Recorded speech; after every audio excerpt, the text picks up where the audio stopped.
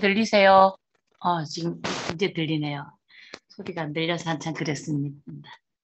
반갑습니다. 오늘은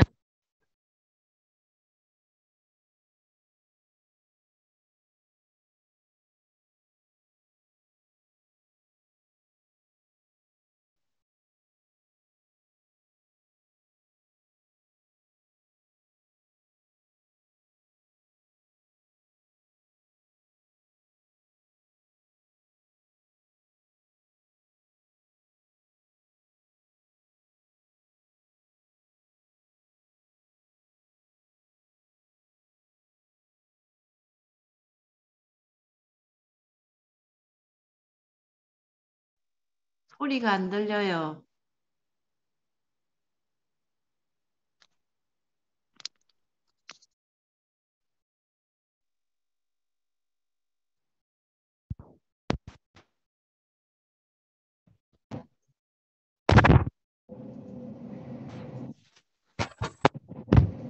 안 들리세요?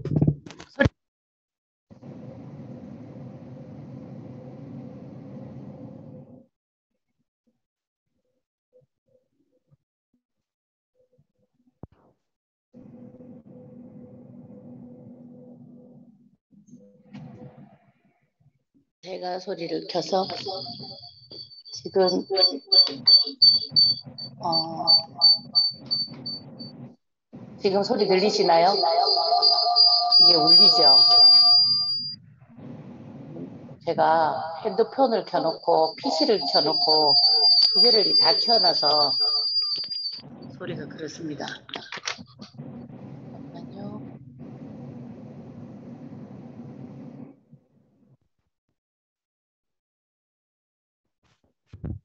큰일 났네. 소리 들리죠? 저도 이제 들립니다. 반갑습니다. 그래서 대사 증후군 오늘 할 건데요. 앞에 있는 그림은 이제 쭉 나와 있는 거 제가 심장병, 그리고 뭐 이상지질, 고혈압, 그다음에 제2형 당뇨, 그다음에 치매, 그다음 뭐 이제 칸슬, 암, 그다음 다낭성 난소 증후군, 그다음 무알코올성 그러니까 지방군 요렇게 앞에 있는 게 그림이고요. 그다음 페이지를 보면 대사증후군에 대해서 쭉 시작을 하는데 대사증후군은 심장 질환, 이제 당뇨병 위험을 많이 높이고 있으면 체지방 증가, 혈압 상승, 혈당 상승, 뭐 혈중 지질, 요 중에서 저희들이 이제 세 개 정도가 다, 그러니까 하면은 대사증후군으로 정한다. 요 대사증후군 기준 있죠. 허리둘레, 중성지방, 혈압, 공복혈당, 그다음에 HDL 이제 수치 요거 중에서 세 가지 정도 하면 이제 대사증후군으로 판정받는 거고요. 그 다음에 이제 심혈관 질병이 굉장히 이렇게 대사증후군이 꽤 높고, 당뇨병, 이제 병으로 완전히 가는 거, 당뇨병으로 완전히 가는 거는 10배 이상 아주 높은데, 이제 인슐린 저항성이 하고 있고로 해서 대사증후군에 대해서 굉장히 많이 얘기하는데, 옛날에는 남자들이 많았지만 폐경 이후 50대부터는 여성들이 훨씬 높아졌고요. 그래서 인슐린 저항성을 이렇게 설명하면, 우리가 이제 막 음식을 먹어요. 음식을 먹으면 그 음식이 우리 몸속에 들어가면 이제 인슐린이 막 췌장에 인슐린을 분비하죠. 그러면 혈당이 높고 인슐린이 이제 증가해가지고는 인슐린을 분비하면 그 인슐린이 혈당을 물고 세포 속으로 들어가야 돼요. 그런데 이 세포가 삐진 거야. 그래서 이제 안 넣어주는 거예요. 그러면 인슐린 저항성이 생긴 거거든요. 그러면 세포 속에는 영양분이 하나도 안 들어가 있고 바깥의 혈관 안에는 계속 이제 인슐린도 많고 그다음에 혈당도 계속 많이 높아지는 거를 인슐린 저항성이라는데 이렇게 되면 세포 속은 그러니까 영양분이 없잖아요. 그러면 지는 배가 고픈 거야. 그럼 허기가 지거나 식욕이 증가하면서 계속 먹어줘 하니까 이제 더 먹는 거죠. 그럼 많이 먹었는데도 영양분은 세포 안으로 안 들어가. 그리고 그래서 계속 혈관 속에 더 많은 혈당과 더 많은 인슐린이 돌아다니는 게 이제 인슐린 저항성의 이게 카테고리예요. 그다음 대사증후군을 판단하는 기준은 허리둘레가 있는데 남성은 90, 여성은 85.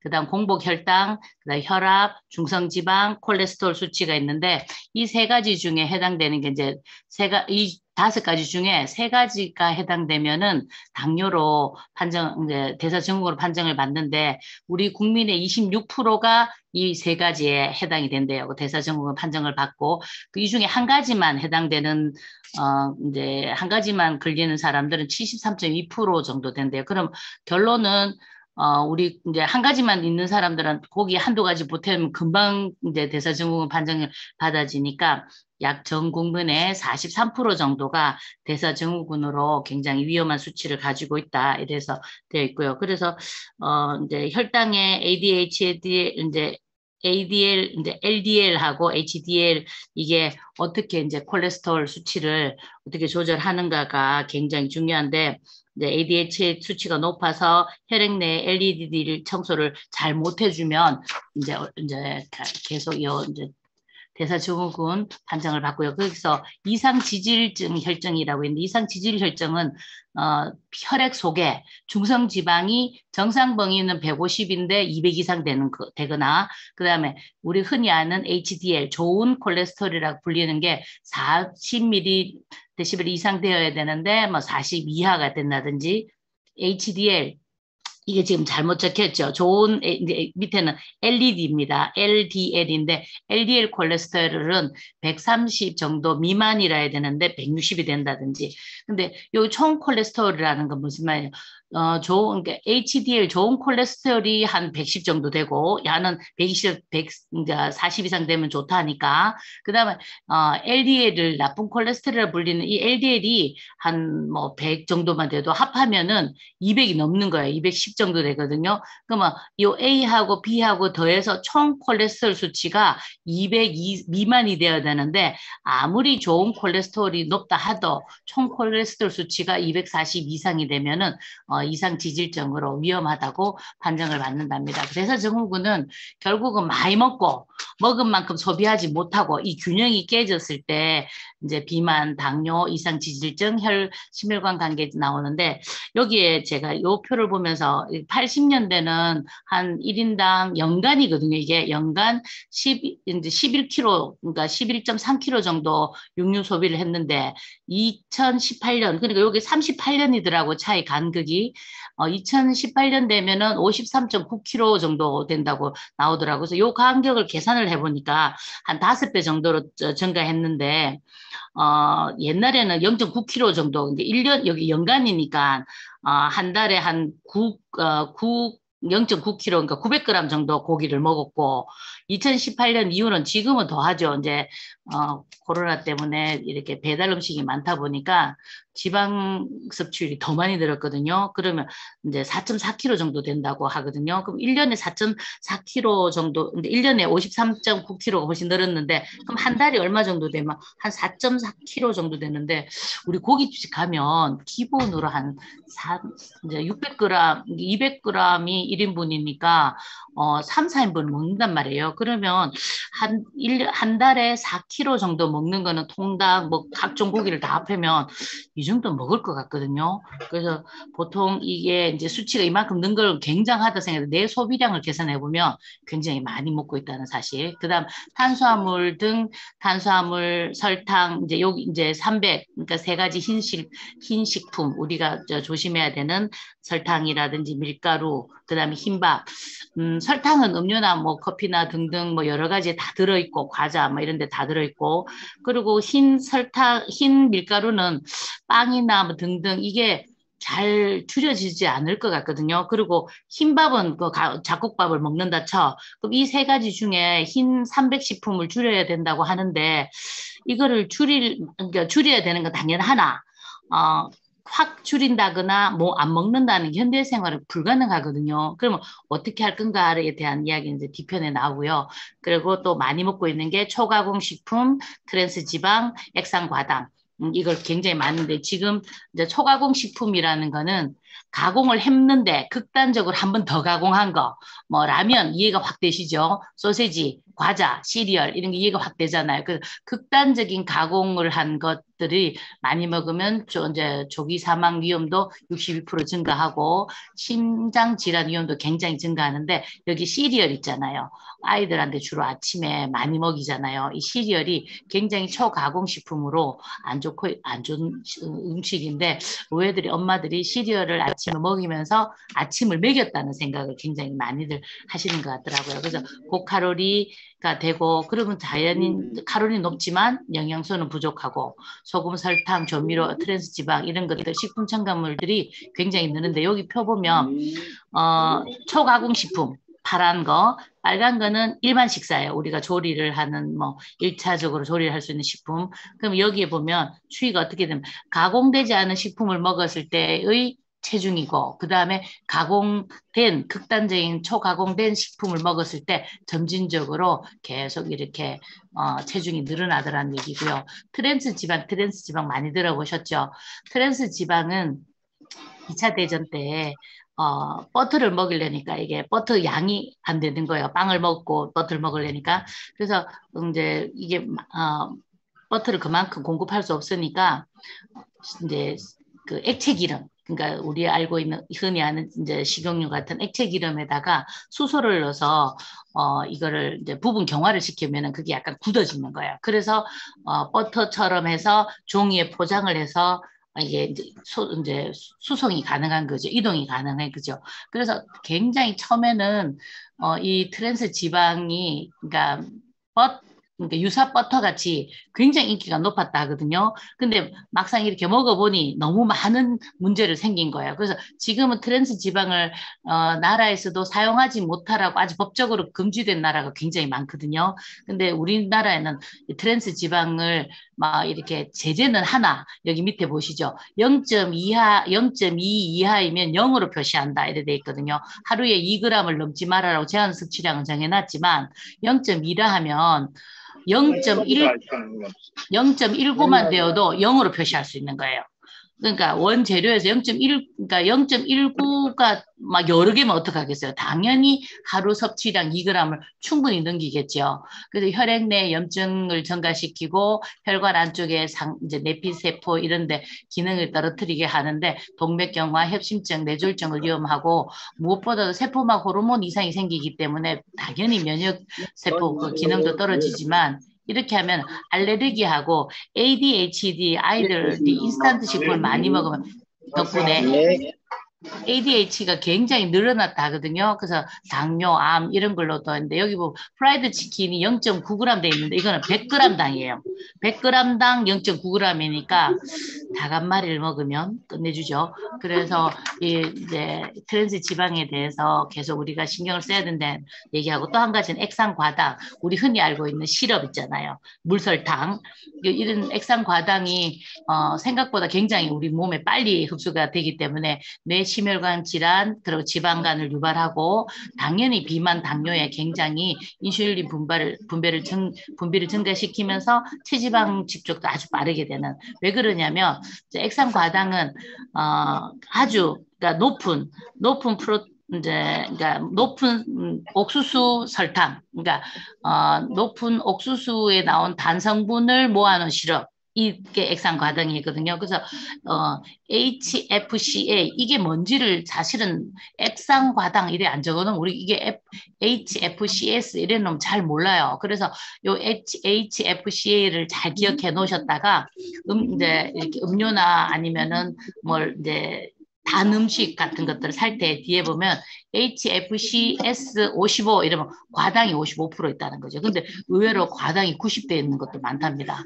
그다음 최종 당화산물이라는 건 뭐냐면 설탕하고 구운 그러니까 고기, 그러니까 불에 가열된 고기하고 그러니까 당분자가 합해진 거. 그래서 당분자가 체내에서 단백질하고 결합한 상태.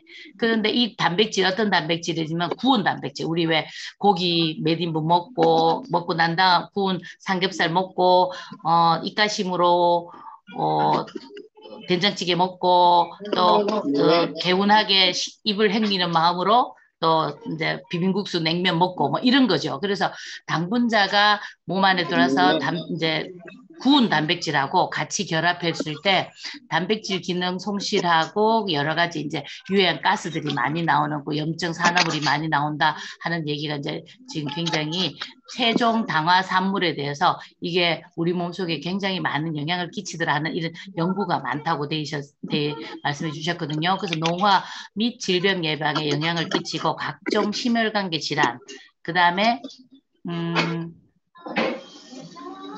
당뇨, 그 다음에 이제 신장 질환, 그 다음에 뭐 퇴행성 질환, 알츠하이머, 파킨슨 이런 것들이 많은데 가장 이게 근감소, 그러니까 근육이 있어야만 뒤편에 계속 근육 얘기 나올 거거든요. 근육이 굉장히 중요한 부분에 우리 이제 대사증후군뿐만 아니라 건강에 굉장히 근육에 대한 이야기가 많은데 근감소를 시키고 척추 디스크 이상이나 무엇보다도 당뇨의 합병증이 될 수 있는 시력 손상, 당뇨 합병증 이런 것들을 가속시키는 게 여기 보면 최종 당화산물 AGES라는 당화산물이 우리 몸을 굉장히 많이 상하게 한다, 황폐하게 만든다는 이야기고요. 근데 혈당 조절에 이게 빙빙 도는 혈당 조절 이야기인데 요걸 자세히 보시면 일단 우리가 음식을 먹었어. 그래서 우리 몸속에 포도당이 들어왔는데 포도당이 들어와서 세포 속으로 들어갔어. 세포 속으로 들어가면 이제 이게 들어가면 세포 속에 몸속에 들어갔어요. 그럼 췌장에서 이 당을 어떻게든 이제 몸속에 넣어서 태워야 되잖아, 써야 되잖아요. 그럼 인슐린한테 우리 이제 이 포도당 들어왔어 하고 이제 연락을 보내면 인슐린이 이제 췌장에서 인슐린이 분비하면 그 인슐린이 포도당을 세포 속으로 밀어넣는 거예요. 그럼 세포 속에 넣어서 그거를 싣고 다니면서 우리 몸속에 쓰는데 이걸 쓰다 보면 세포당 이제 세포 안에 들어간데 이게 다 안 들어간다는 거지. 많이 먹어서. 그러면 남죠. 남은 것들은 다시 글리코겐으로 남은 당분은 글리코겐이 돼서 간으로 들어가는 거예요. 그러면 간하고 근육에 저장되가 있는데 잘 안 그러니까 우리가 이제 일정한 공복 시간을 유지한다든지 안 먹어줄 때는 안에 혈당이 적어지잖아요. 그럼 혈당이 적어지냐면 췌장에게 어떻게 연락하냐? 이때는 이제 췌장에는 알파세포하고 베타세포가 있는데 알파세포에서는 이제 글루카곤이라는 걸 생산하고 이제 베타 처음에는 인슐린이 들어가서 나오게 하는 거는 베타세포거든요. 그런데 우리가 이제 일정한 시간에 뭐 단식을 한다든지 이제 이렇게 공복을 만들어 줬을 때 세포 속에 포도당이 없으면은 인슐린에 알파 세포에서 글루카곤이라는 게 나와서 세포 간하고 근육에 있는 지방을 꺼내나 지금 여기 이제 당분이 없거든 하고 다시 꺼내 놓으면 그거를 이제 식사를 못해서 혈당이 떨어질 때 췌장에서 알파 세포에서 있던 이제 저장돼 있던 글루카곤이 분비되면서 간하고 세포 속에 들어있던 당을 분해해서 다시 사용하는 거예요. 그러니까 췌장은 인슐린을 분비해서 잘 넣어주기도 하고, 그리고 남은 거는 이제 글리코겐으로 저장해 놓고 안 먹거나 단식을 할 거나 공복 기간에는 글루카곤을 또 만들어서 쓰게 해주고 요걸 뺑뺑 도는 걸 다 췌장이 한다는 거죠. 그래서 췌장이 생각보다 굉장히 우리가 쉽게 생각할 일이 아니라는 생각이 너무 많이 들더라고요. 여기는 이제 췌장, 요건 췌장입니다. 췌장에서 인슐린을 탁 보내주면 포도당을 물고 세포 속으로 쏙 들어가는 거예요. 여기 이제 인슐린 이제 수용체가 딱 끌어안고 쏙 들어가는데 혈당 이제 세포는 인슐린이 잘 들어가는데 이제 1번 요 A 타입 이제 1번 타입 있죠. 요거는 인슐린이 안 나오는 거야. 그래서 당이 들어왔는데도 중간에 있는 인슐린 유도체가 없어서 아예 이 당이 세포 속으로 못 들어가는 거예요. 요거는 선천성 당뇨거든요. 근데 뭐 췌장이 망가졌거나 아니면 선천적으로 인슐린이 잘 되지 않는. 근데 요런 경우는 5%밖에 안 된대요. 그래서 많지 않고 여기 우리가 지금 제일 걱정하는 2타입인데 인슐린을 분비시켜가지고 당을 갖고 들어갔는데 세포가 인슐린을 제대로 반응 안 하는 거예요. 이제 포도당이 들어왔으면 인슐린이 유도체를 만들어서 끌어안고 세포 속 들어가줘야 되는데 요 세포가 문을 안 열어주는 거지. 그렇게 하면서 이제 이 인슐린을 제대로 반응하지 않으니까 한마디로 세포가 삐진 거야. 그러면 잘 안 받아들여주는 거죠. 이때 인슐린 저항성이 생기는 거거든요. 그럼 왜 인슐린 저항성이 생기느냐 하면 여기 오른쪽에 밑에 그림이 있죠. 이제 B세포에서 인슐린 꺼내놔 해갖고 이제 당이 들어왔으니까 인슐린 톡 꺼내놨어. 그러면 알파세포에서 글루카곤을 만들어서 이제 다 돌려서 글루카곤을 만들어서 남은 거는 근육이나 간에서 저장을 하는데, 이게 건강하지 않은 상태는 어떻게 됐냐면, 이제 베타세포에서 인슐린을 다 꺼내놨어. 그랬는데 이 세포가 막을 딱 치면서 안 넣어주는 거죠. 그러면서 글루카곤을 너무 많이 분비하게 되는 거죠. 이렇게 되면 당분이 안에 계속 그러니까 혈액 속에 당이 너무 많이 있어서 세포 안에 들어가서 써지질 않는 거죠. 이렇게 됐을 때 이제 인슐린 저항성이 생긴다는 이야기. 요 방법도 인슐린 저항성이, 그러니까 너무 글루카곤이 너무 많이 분비돼서 저항성이 생기는 거. 그다음에 여기에처럼 아예 세포 속에서 문을 안 열어줘서 이제 인슐린 저항성 생기는 거. 이런 타입이 있습니다. 인슐린 저항성이 생기면 보시다시피 우리가 알고 있는 모든 질병이 있습니다. 그리고 그래서 이제 질병관리본부에서는 자기 혈관 수치, 그러니까 혈압이라든지 당뇨 수치, 내 수치를 알고 있잖아 캠페인을 많이 하고 있는데, 국민 3명 중에서 거의 1명이 고혈압 환자고 10명 중에서 1명은 당뇨 환자라는 이제 그러니까 연구 결과가 있는데, 의외로 본인들이 얼만큼 자기의 심혈관계 질환이라든지 당뇨, 고혈압 이런 거에 대해서 알고 있지 못하다는 거죠. 그래서 전 국민의 약 3분의 1, 10분의 1 정도가 이 병을 앓고 있지만, 자기 이제 혈압은 뭐 요새 병원이나 뭐 은행 등등 어디 가면 많이 이제 자가 체크기가 있어서 알고 있는 분들이 많고, 그리고 혈압은 어느 날 갑자기 확 나빠지기 때문에 이게 서서히 110이 되었다가 120이 이렇게 올라가는 게 아니고 갑자기 확 나빠진대요. 그래서 빨리 이제 자기 혈압을 알아야 된다는 얘기를 하시면서, 근데 당뇨는 찔러보지, 피를 내보지 않는다면 모르잖아요. 그래서 의외로 30대에 자기가 고혈압인지 인지 못하고 있는 게 그 20%나 되고요.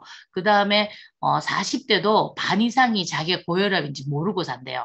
당연히 당뇨도 반 이상이 자기가 고혈압인데도 불구하고 자기 수치를 알지 못하고 산다. 그래서 일찍 이제 그러니까 만약에 빨리, 그러니까 초기 당뇨 이런 것들은 내 생활 습관이나 운동이나 여러 가지 이제 식이요법으로 개선할 수 있으나, 자기가 당뇨인지 모르죠. 근데 우리 이런 말 많이 쓰잖아요. 어머, 당 떨어진다. 어머, 나 안 먹어 안 했더니 손 떨린다. 뭐 이런 얘기 하죠. 그 굉장히 위험한 말인 거죠.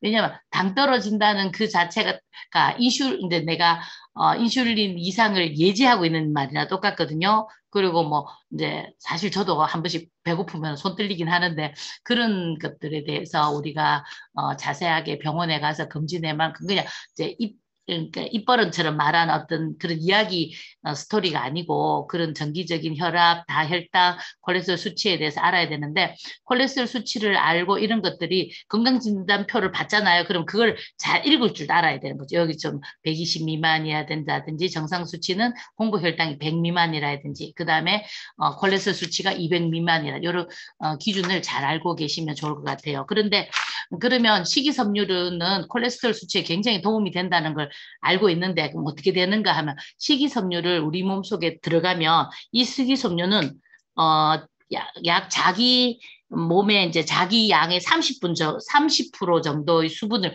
빨아당기는 거야. 그래서 계열 상태를 만들거든요. 그러면 이게 식이섬유가 이제 이렇게 물을 끌어다녀서 자기 퉁퉁 붓는다는 얘기지.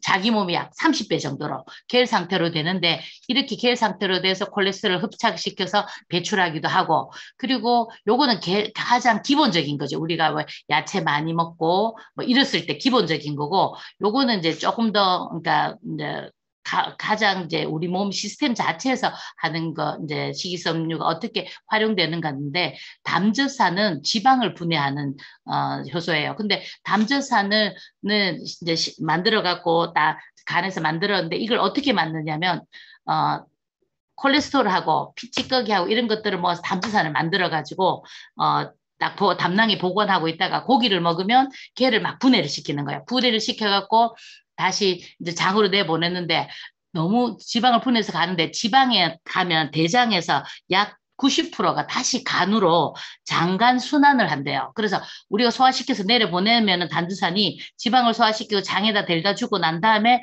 그 담즙산은 다시 90%가 간으로 다시 그러니까 재흡수되는 거죠. 이걸 장간 순환이라고 하는데 이런 순환 시스템에서 담즙산에 이제 담낭에서 담즙산을 딱 만들어 고기 들어오면 소화시켜야지 하고 기다렸는데 식이섬유를 먹으면 체내 콜레스테롤을 담즙산 생산도 안 하고 이제 이게 그러니까 바깥으로 나가버리는 데리고 나가버리는 거죠.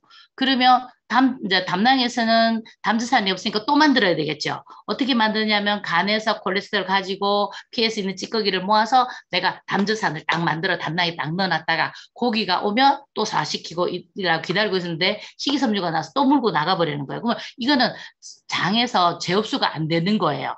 근데 들고 나가버렸어. 그럼 담즙산이 바로 만들어지느냐면 바로 안 만들어지거든요. 간에서 이제 콜레스테롤 가져오고 이제 피에서 찌꺼기를 모아서 이렇게 해갖고 담즙산을 만드는데 약간 이렇게 시간이 걸리겠죠. 그때 들어온 고기들은 어떻게 됐냐면 장 속에 들어서 이제 장에서 고기가 소화되진 않는데 아주 작은 분량들은 이제 소화가 되어서 짧은 사슬 지방산을 만들어 가지고 흡수를 못하게 그러니까 지방이 흡수가 안 되게 하는 거죠. 그래서 콜레스테롤 합성을 억제시키고 바깥으로 나가서 콜레스테롤을 더 만들지, 그러니까 쌓이지 않게 해주는 아주 좋은 역할을 하는데 이 식이섬유는 원료가 이제 이 식이섬유가 우리 몸에 너무너무 중요한데 이 식이섬유를 생각보다 사람들이 적게 먹고 있고 그리고 대사증후군의 아주 중요한 키포인트가 식이섬유예요. 그러면 이제 당뇨가 오기 전 단계라든지 혈압이 높아지려는 전 단계라든지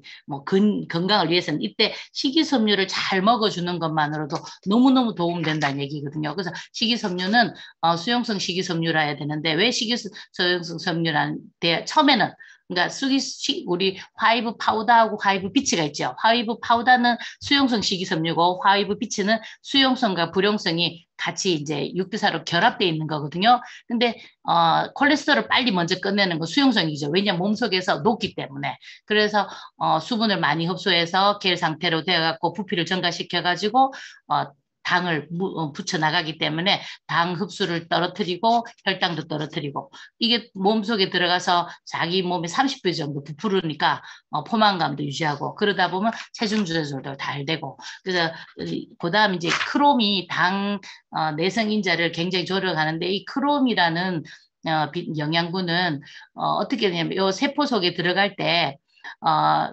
이제 그러니까 글루코스가 들어가는데 이게 포도당을 갖고 들어갈 때 요 길을 넓혀주는 거죠. 인슐린이 이제 인슐린 유두체가 나와서 당을 딱 결합해서 세포 속으로 들어간다 했잖아요. 근데 그러면 어떡하냐면 이 세포벽을 넓게 해갖고 당이 많이 들어가가지고 세포 속으로 쑥 들어가게 해준다는 거죠.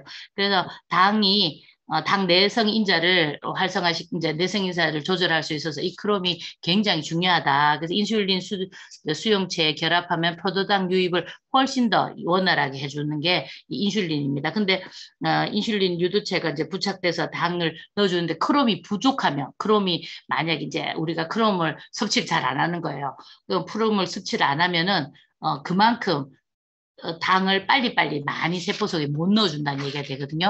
그래서 혈당이 도움되는 영양소는 오메가3 지방산이고 아연, 망간, 마그네슘, 그다음 비타민 B군들, 그다음 비타민 B군들은 호모시스테인을 증가를 억제시켜주죠. 그리고 비오틴, 비타민 D 등 것들이 모두 췌장의 베타세포를 보호하고 당대사에 관여하는 여러 가지 영양분인데 이 중에서 오메가3는 혈관 이상을 예방할 수 있는 그래서 심혈관계 질환의 원인이 되는 혈관 이상을 염증으로부터 이제 혈관 이상을 예방시켜주는 아주 중요한 게 오메가3가 되겠고요. 그래서 그러다 보니 오메가3 기능에 대해서 여기 나와 있죠. 혈중 중성 지질을 개선시켜주고 혈행을 원활하게 해주고 기억력도 올려주고 건조한 눈에 도움 줄 수 있다. 이렇게 되어 있고요. 그다음 이제 오메가3를 얼만큼 먹어야 되는가 되게 중요하잖아요. 그럼 일일 섭취량은 약 1일에 1000ml 그러니까 1g 정도 먹으면은 이런 일들을 잘 해줄 수 있다고 되어 있는데 우리 아미에서는 이제 아미 오메가3가 1244mg이에요. 그럼 한 알이 1244가 아니고 아침에 2개, 저녁에 2알, 4알을 먹었을 때 일일 충분량이 1244g으로서 일일에 1000ml 정도 먹으면 이런 혈행에 도움 줄 수 있다는 것을 해결해 줄 수 있죠. 그런데 이제 오메가3를 못 먹는다는 사람 들어있죠. 뭐 소화가 안 되는 거 빼고 왜 어떤 사람 못 먹냐면 항응고제를 먹는 사람, 그러니까 혈액이 굳지 않는 거, 고지혈장 이런 약 보면 항응고제거든요. 그럼 항혈소제, 혈소판제, 이제 혈압 강화제 이런 걸 복용하고 있는 사람들은 오메가3를 먹으면 피를 더 묽게 해주잖아요. 그럼 더 묽게 해주면 너무 좋아. 그런데 문제가 생기거나 뭐 다치거나 뇌 뭐 혈관이 터지거나 아니면 뭐 어줍잖게 사고가 나가 이러면 피가 안 굳는 거지. 그래서 요 부분 되게 드물긴 한다 하지만 오메가 이제 오랫동안 이런 약을 먹은 사람은 오메가3를 먹기 전에 그 의사랑 상담해야 된다는 얘기를 하셨고요. 그다음에 오메가3가 매일 여기 보면은 35g 정도의 생선을 섭취한 사람들은 심장 질환 사망률이 60% 정도 떨어지더라. 주 5회 이상 먹은 여성들도 훨씬 사망률이 떨어지더라. 한 달에 한 번 먹은 사람에 비해서. 그 생선을 많이 먹으라고 하나 생선도 사실은 굉장히 지금은 먹이사슬로 많이 오염돼 있어서 사실 쉽게 먹는 게 조금 부담스럽긴 하죠. 그러니까 많이 먹는 게 부담스럽긴 하죠. 그래서 하루에 4.3g 이상의 생선기름을 보충제로 섭취할 경우에는 심근경색 생존자 부정맥으로 인한 사망을 많이 감소시켰다. 그래서 여기에 보면 돼 있고요. 그러면 이제 오메가3 여기 보면 있죠. 건강한 성인은 생선을 주 일주일에 4토막 정도. 그러면 한 토막을 찾아보니까 660g이더라고요. 여기는 한 토막이 어느 정도 되냐면 35g이라 되어 있는데 여기 정도 여기는 4토막이면 이게 양이 굉장히 많습니다. 60g이 한 토막 기준을 한번 쳐보세요. 찾아보니까 60g 돼 있거든요. 그 60g의 생선을 먹으려면 생선만 갖고 반찬해서 먹어야 돼.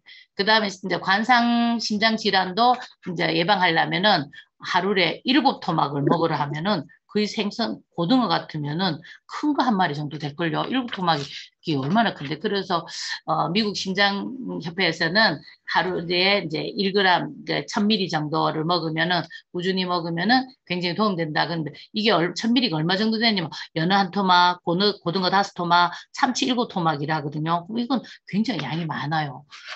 그것보다는 오메가3를, 좋은 오메가3를 잘 먹으면 좋겠죠. 코엔자임 Q10인데, 코엔자임 Q10은 혈압을 조절할 수 있는 건강식품 원료 중에 유일하게 코엔자임 Q10은 그 기능성을 인정받았거든요. 그래서 건강식품 중에 혈압에 관여할 수 있는 유일한 게 코엔자임 Q10이다. 왜냐하면 산화질소 때문에. 산화질소, NO라고 하는 산화질소가 몸속에 이제 들어가서 이제 여러 가지 이제 나쁜 것들을 빨리 혈압을 떨어뜨리게 해주고 혈관 속에 찌꺼기를 많이 조절해 주기 때문에 코엔자임 Q10이 산화질소 코엔자임 Q10이 이제 NO를 그러니까 여기 산화질소를 합성을 활성화시키고 이제 이게 NO가 만들어져도 가가 잘 쓰일 수 있도록 그러니까 이제 산화돼 버리지 않고 잘 쓰일 수 있도록 도와주는 게 코엔자임 Q10이라는 얘기를 하시는데 그럼 이 약가 어떤 역할을 하냐면 혈관 속에들 여기 이제 보면 혈관을 단면으로 자른 모양이에요. 요 안에가 이제 요 공간이 혈액이 지나다니는 공간이고 요게 이제 근육이에요. 평혈관근이라는 근육이고 여러 가지 막으로 이제 내막, 외막, 막으로 쓰여 있는데 요거에 에노라는 산화질소가 들어가면 요 찌꺼기들, 요 안에를 혈관을 확장시켜 준다는 거죠. 이게 이제 혈관 평활근을 이제 이게 그러니까 혈관벽이 두꺼워진 거를 한마디로 얘기하면 요거를 조절하면서 혈관 안에 있는 걸 넓게 해서 혈관이 잘 다니게 해준다는 거. 그래서 고혈압을 예방하려면은 다이어트 해라. 근데 살 빼는 거 말고 방법이 없다. 운동하면서 싱겁게 먹고. 근데 요 싱겁게가 사실은 참 기준이에요. 고혈압을 판정을 받아서 고혈압의 수치가 높아서 고혈압을 먹는 사람은 싱겁게 먹으라 해. 근데 고혈압이 되기 전에, 그러니까 싱겁게 먹는다는 건 어떤 거냐면 이 혈관이 그러니까 딱딱해진다, 그러니까 싱겁게 먹으면 이 혈관이 우리 왜 이제 소금을 야채에 뿌려 넣으면 이게 말랑말랑해지잖아요. 그럼 말랑해지니까 안에 있는 수분이 빠져서 말랑말랑해지는 것도 있지만 이 가에 있는 벽들이 유연해지는 거야. 그러면 혈관도 일정하게 어느 정도 소금이 있어야만 이 혈관들이 부드러워지는데 너무 왜 혈압을 걱정해서 싱겁게만 먹는 사람 있죠. 그러면 이 혈관의 벽들이 단단해져요. 그러면 유연하지 못하고 단단해진다는 거는 뭐 혈압이 뭐 시냇물처럼 졸졸졸 잘 흐르면 좋겠지만 이게 갑자기 확확 흐를 수가 있는데 그렇기 때문에 이게 벽이 압력을 많이 받아서 터질 수도 있거든요. 그래서 사실은 이게 싱겁게 먹는다는 기준이 고혈압 예방을 위했다기보다도 고혈압 판정을 받은 사람이라고 보는 게 저는 제 생각이 맞다고 생각해요. 저도 이거를 많이 책을 찾아보고 여러 사람을 강의를 듣고 있는데 이 부분에 대해서 이견이 많습니다. 그래서 본인들이 이제 자신의 혈압이나 혈관에 대해서 조금 관심을 가졌으면 좋겠고요. 그다음 당연히 금연, 금주, 스트레스 관리 잘해야 된다. 스트레스를 가지면 우리 몸속에 독소가 확 퍼지는 것 같거든요. 독소가 확 퍼지면 모든 장기들이 자기는 안 다치고 싶잖아. 독소가 돌았으니까. 그러면 당연히 탁 모든 거를 막고 경직되겠죠. 그러니까 차단하게 되겠죠. 그래서 장기나 이런 것들이 훨씬 더 단단해지고 그러니까 유연해지지 않고 많이 이제 위험해. 그러니까 혈관 같으면 많이 위험해지는. 그래서 스트레스 관리 잘해야 된다. 근데 운동, 혈압 잘 관리해야 된다. 그러면 추천하는 영양소는 오메가3, 그러니까 혈압이 높으면 뭐 먹어야 돼? 오메가3만 얘기하는 게 아니고 아까 말씀드렸죠. 코엔자임 Q10과 비타민, 미네랄이 충분히 들어와야 된다. 그리고 과일하고 야채를 많이 먹으면 여기에 산화질소를 많기 때문에 혈관벽을 넓혀준다. 그러니까 혈관 안에 안벽을 넓혀준다. 당연히 식이섬유가 많아서 찌꺼기를 물고내줘야 되고 단백질이 들어가서 혈관벽을 단단하게 탄력 있게 해줘야 된다. 그 저지방 식품, 마늘, 양파, 이제 알리신과 이제 항산화 물질, 그러니까 황이 들어있는 황화물이 많이 들어있는 함유돼 있는 이런 이제 왜 그러니까 약간 매운 듯한 거 있죠. 그런 것들이 이제 황이 많이 들어있는 식품인데 이런 식품들을 많이 먹어줘야 된다는 게 나와 있고요. 그 다음에 이제 HDL하고 LDL이 있는데 이게 이제 우리 몸속에서 이제 간에서 그러니까 음식을 먹어서 소화시켜서 간에서 뭘 하냐면 콜레스테롤을 만드는 거. 콜레스테롤을 만드는데 이 콜레스테롤은 지방이란 말이에요. 그럼 이 지방은 혈관 속에 못 들어가. 그럼 어떻게 하면 여기를 단백질을 쌓아야 돼. 그러면 얇게 쌓는 거는 얇은 그 저밀도 얇게 쌓는 거는 LDL이고 뗀뗀하게 아주 두껍게 사는 거는 고밀도 그거는 HDL인 거예요. 근데 LDL을 나쁜 콜레스테롤만이라고 생각하는 게 아니고 요게 이제 콜레스테롤을 가지고 지방 이제 세포 속에 들어갔어요. 혈관 속에 들어갔는데 LDL이 여기 저밀도니까 가볍겠죠. 그럼 혈 잘 돌아다닐 수 있는 거야. 가운데 있는 콜레스테롤을 세포 속으로 잘 옮길 수 있게 잘 흐를 수 있는 거예요. 근데 이게 많으면 문제인 거야. 많거나 아니면 산화돼 가지고 야가 가다가 흘리는 거예요. 이제 콜레스테롤. 그러면 흘리다 보면 이 혈관 속에 들러붙어 갖고 여기서 염증이 생기겠죠. 그러면 HDL은 고밀도이기 때문에 두껍게 이렇게 단백질 코팅이 잘 돼 있는 고밀도가 들어가서 얘를 붙여 갖고 다시 간으로 돌려보는 거예요. 그러니까 우리가 이제 그러니까 여러 가지 산화된 음식을 많이 먹고 ADL도 많고 이러다 보니 그 흘리고 있는 것도 많고 그 혈관벽에 붙어서 염증도 많이 생기고 그걸 잘 보내줄 수 있는 HDL이 너무 고맙지. 그래서 HDL을 좋은 이제 콜레스테롤이라고 LDL은 나쁜 콜레스테롤이라 하는데 아니에요. 다 있어야 돼요. 그래서 이제 어떻게 이걸 조절하느냐가 우리 건강을 잘 지키는 요소가 되는데 제가 이렇게 하면 오늘 넘는데 그래서 빨리 하겠습니다. 그래서 레시틴을 많이 먹어주면 이 안에 있는 여기 있는 혈관벽에 붙어 있던 요런 콜레스테롤 이제 떨어뜨린 LDL이 떨어뜨려갖고 혈관벽에 붙여놓은 것들을 레시틴이 들어가서 분해를 시키는 거예요. 콜레스테롤을 분해시켜서 콜레스테롤 에스테르를 분해시킨단 말이거든요. 분해시켜 놓으면 HDL이 약간 가벼워졌으니까 들고 가기 좋잖아. 그래서 가볍게 해서 간으로 다시 보내는 역할을 잘 하기 때문에 이 레시틴이 콜레스테롤 개선에 굉장히 도움된다는 얘기가 나왔고요. 그리고 감마 리놀렌산이 콜레스테롤 조절에 너무 중요한 역할을 하는데 요 바깥 흰 부분은 혈액이에요. 요 안에 있는 거는 세포야. 그러면 혈액에서 이제 콜레스테롤이 다니면은 LDL이 요걸 이제 LDL이 이제 돌아다니면서 이제 혈액에 있단 말이에요. 그럼 여기 간말 리두널센이 유두체를 자극을 하는 거야. 세포를 벌려봐. 그러면 요 HDL을 넣어줄 거야 하면서 요거 세포를 자극해가지고 LDL 수용체가 이제 이렇게 간말 리두널센이 LDL 수용체를 자극하며 이게 여기 세포입니다. 파란 게 동그랗게 자리를 만들면서 HDL을 싹 집어넣은 거예요. 그러면 세포 속으로 들어오겠죠. 근데 HDL 이제 콜레스테롤도 굉장히 중요한 역할을 하는 게 이제 HDL은 혈관 이제 세포벽도 만들고 그다음에 쓰고 남은 것들은 안에 있는 리소돔이라는 이게 이제 묶어갖고 바깥으로 내주거든요. 그러니까 혈관이 이렇게 많이 떠돌아다니는 것보다 이 콜레스테롤은 혈 안으로 들어오는 게 훨씬 더 좋아요. 그래서 세포 안에 들어온 콜레스테롤을 이제 세포막을 구성하고 사용하고 남은 것들을 리소솜이라는 기관에서 바깥으로 빼주는 거죠. 그래서 이 혈관 속에 또는 이제 혈당을 안으로 콜레스테롤 안으로 넣어주는 것들이 너무 중요하다. 그래서 HDL은 이 HDL 수용체를 이제 문 열어주라, 요거 받아라 하는 그런 신호를 보내줄 수 있는 체제이기 때문에 LDL도 굉장히 중요한 콜레스테롤입니다. 그다음 대사증후군에 제일 중요한 게 귀리 식이섬유인데 귀리 식이섬유가 우리 활부비치에 있죠. 그래서 이 귀리 섬유가 대사증후군을 조절해주고 식이섬유 중에 가장 이제 이렇게 찌꺼기를 잘 물고 나가는 게 귀리 식이섬유인데 이게 저희들 화이브비치에 들어있어요. 그래서 식후 혈당을 억제하고 조절해 줄 수 있고 화성 말토텍스티린이라는 하고 이눌검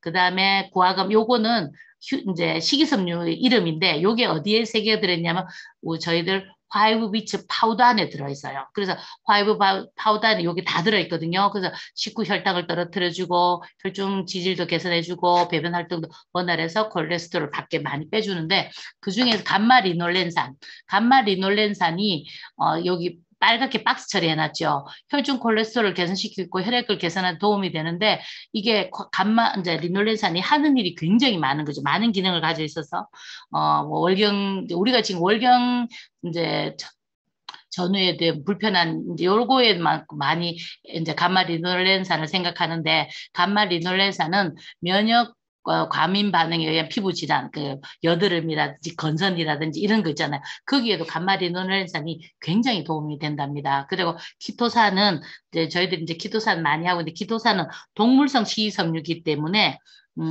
이게 물고 나가는 스타일이 다른 거죠. 그러니까 수용성 식이섬유는 이게 말랑말랑해지면서 콜레스테롤을 붙여나가고 키토산은 동물성 식이니까 이렇게 거칠거칠하면서 이렇게 뭉태기로 끌고 나갈 수 있는 그래서 키토산, 코엔자임 Q10, 그다음에 EPA, DHA 함유가 이제 되게 이 모든 것들이 대사증후군을 굉장히 중요한데 이 중에 혈압, 혈당, 콜레스테롤, 중성지방, 허리둘레 이거를 관리해야만이 대사증후군을 예방할 수 있다는 얘기가 있어서 말씀드렸고요. 그다음에 필수지방산, 오메가3 필수지방산 얘기하죠. 감말리놀렌산은 오메가 이제 6계열인데 오메가 리놀렌산도 아르키돈산 이게 이제 다들 오메가 이제 6계열이에요. 그러니까 오메가3 EPA 계열, DHA 계열, 오메가 3 계열이죠. 그리고 요게 세 개가 결국은 균형이 맞아야 된다 그지. 감말리놀렌산은 1차 이제 아이코노사이드라는 세포막의 필수 지방산으로 합성되는 생체 기능을 조절할 수 있고 그다음에 호르몬 유사 기능을 가진 이제 아이코사노이드라는 이 이제 1계열, 2계열, 3계열인데 감마리놀렌산에서는 이게 1계열의 이제 아이코사노이드를 만들고 그다음에 오메가 이제 6 계열에서는 두 번째 계열 아이코사노이드를 만들고 EPA하고 DHA는 세 번째 아미코사이드를 만드는데 요게 균형이 잘 있어야 건강하다는 거죠. 근데 우리는 어떻게 1번하고 3번은 적고 요 가운데 있는 2계열을만 나눠서 혈소판을 응집시키거나 혈관을 수축하거나 그다음 염증을 유발하거나 요럴 때 많이 이제 요게 결국 균형을 잘하면 결론 뭐예요? 암마리놀레산을 좀 더 먹어주고 EP를 더 먹어줘서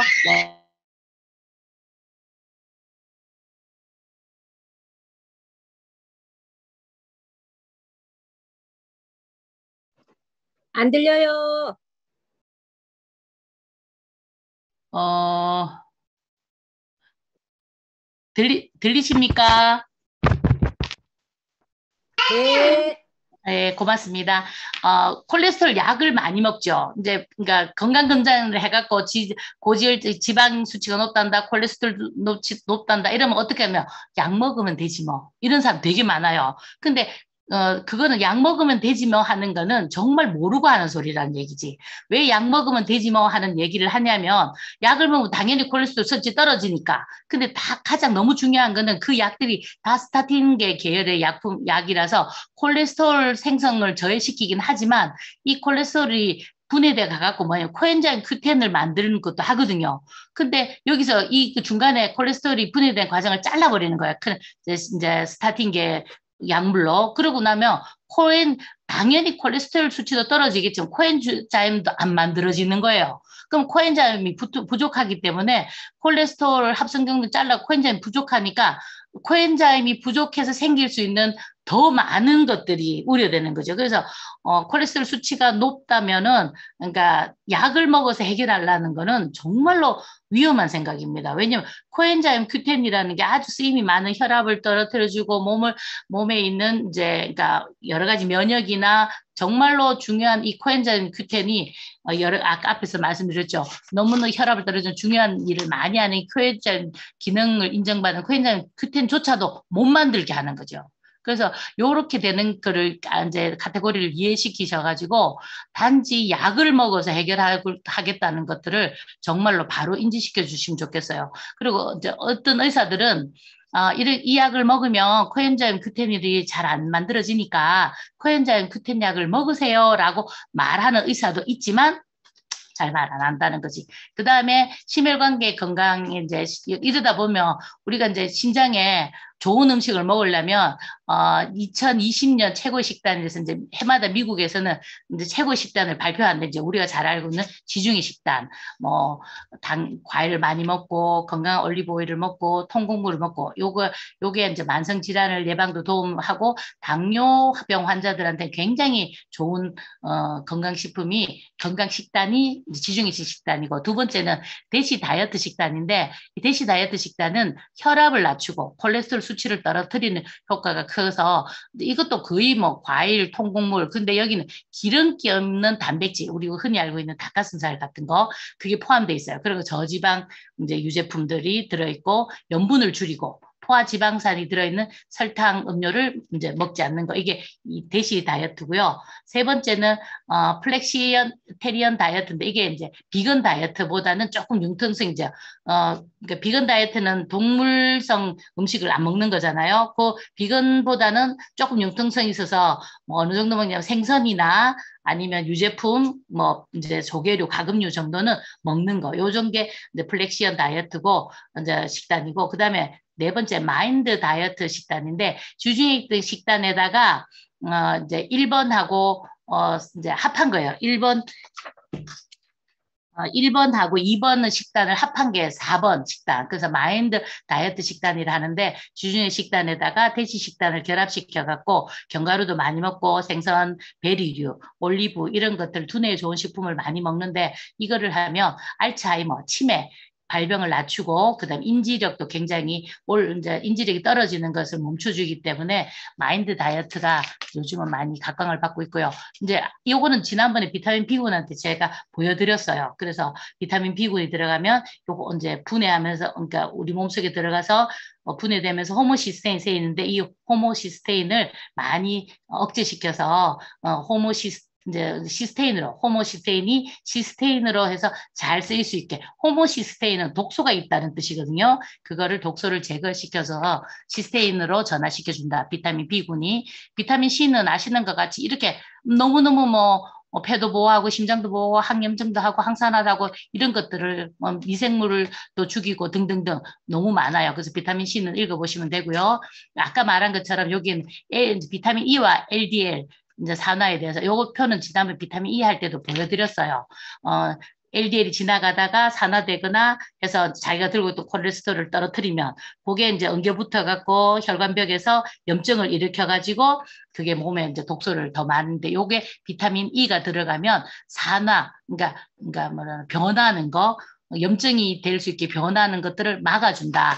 그때 얘기해 드렸거든요. 그래서 대사증후군 영양소에 대해서 여기 쭉 나와 있어요. 그 앞에 말한 것처럼 요게 이제 귀린하고 두 번째 있는 요새 그거는 이제 파이브 파우더에 우리에 들어있다. 요걸 앞에서 말씀드렸던 거랑 똑같기 때문에 넘어가겠습니다. 이제 오스테오칼슘이라는데 오스테오칼슘 저희들 칼슘 할 때 많이 얘기했죠. 단백질하고 칼슘, 마그네슘을 만들어서 조골세포 안에서 생성되는데 운동을 체중을 쿵쿵 굴리는 그런 체중을 부하하는 운동을 같이 했을 때 잘 만들어진다. 이 오스테오칼슘이 인슐린도 증가시키고 베타세포가 인슐린을 만드는 이제 췌장 안에 있는 세포거든요. 이 세포도 잘 원활하게 활성시키고 근육량도 증가시키고 지방 축적도 억제하고 인슐린 민감도 떨어뜨리고 포도당 대사도 원활하게 한다. 오스테오칼슘은 여기 이제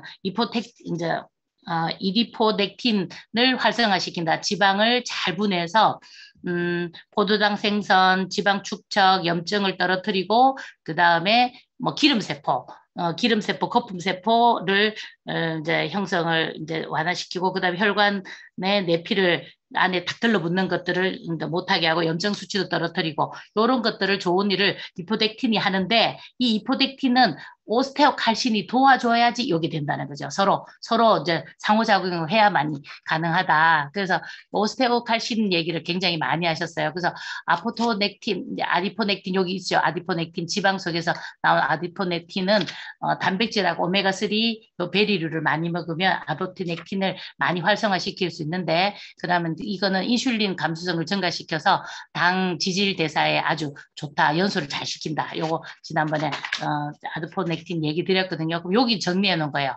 이제 아디포카인은 카인이라는 거는 여기 돼 있죠. 그리스로 움직이다는 의미를 가져온다. 그러면 아디포라는 이제 지방 속에서 나오는 요 효소를 잘 움직이게 해준다. 그러니까 아디포카인은 지방 조직에 분비된 유사 호르몬으로서 지방 속에서 나와서 이제 그러니까 유사 호르몬이니까 잘 대사를 잘 해준다는 얘기죠. 그다음 마이코카인은 마이라는 그 근육인데 근육에 분비되는 단백질로 호르몬과 유사해서 작용하는 아주 좋은 물질의 총칭이고 사이토카인은 면역에서 나오는 거예요. 그러면 아디포카인, 마이코카인, 사이토카인 이게 이제 이리신 어디서 나오냐면 근육에서.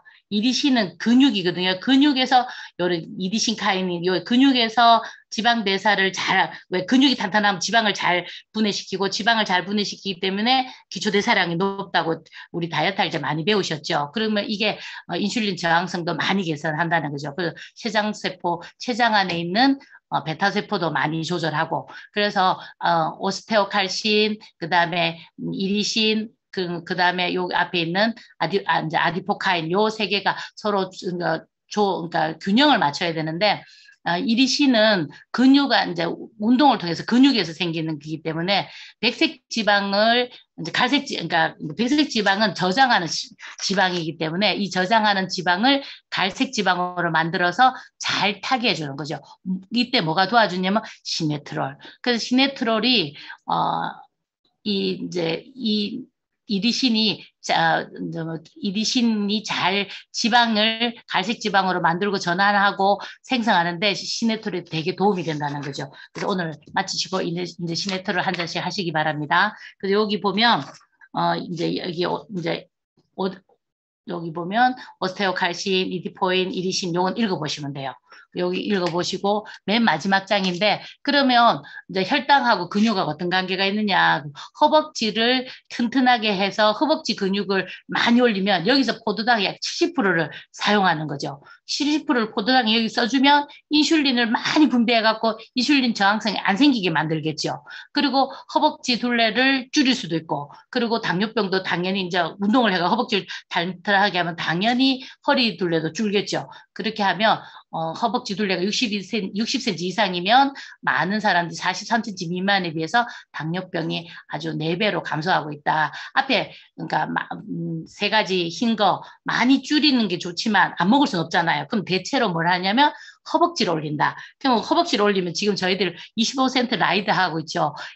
실내 자전거, 그러니까 이 25센트 라이드가 허벅지 근육 발달을 굉장히 돕거든요. 그래서 저도 요새 이 강의를 듣고는 열심히 지금 라이드를 타고 있는데 허벅지 근육을 많이 활성화시키면 당연히 포도당도 70% 소모시켜주고 그다음에 마요카인을 근육에서 분비되는 물질이에요. 이 근육에서 분비되면 염증도 억제시키고 인슐린 저항성도 도움이 된다는 거죠. 그러면 식생활과 근육, 운동 그게 모두 앞에 제일 처음에 말씀드린 것처럼 대사증후군을 케어할 수 있고 심혈관계 건강을 케어할 수 있는 지름길이 되는 것 같아요. 당연히 식이섬유 많이 먹어야 되죠. 그래서 식이섬유를 많이 먹는 방법 중에 하나가 우리 정수기 물에다가 이제 식이섬유를 1리터에 사실 한 포가 기준인데 2포 정도 타셔서 냉장고에 넣어놓는 거예요. 그러면 시원하면은 사람들이 굉장히 좋아하잖아요. 요즘 더우니까.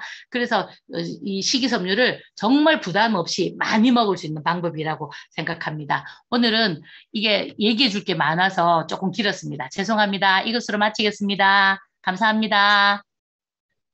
수고하셨습니다. 네, 너무 빨리 얘기해서 감사합니다. 감사합니다. 죄송합니다. 고맙습니다.